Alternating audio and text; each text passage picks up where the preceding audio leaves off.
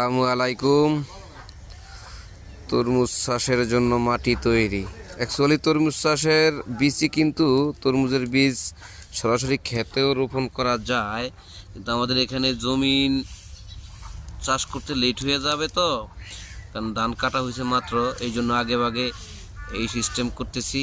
মাটি পদ্ধতি নিছি, এখানে জৈব সার আর মাটি মিক্স করে শুকাইছি, গুঁড়া করে এখন হালকা পানি দিয়ে তারপরে এখন ওয়ান টাইম কাপে ভরতেছি।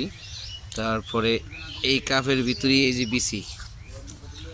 যে বিসি ক্যারট আসছে, সেটা দেন, এটা বিসি লাগান, বিসি লাগান এই পদ্ধতি শিখিয়ে দিই মানুষের।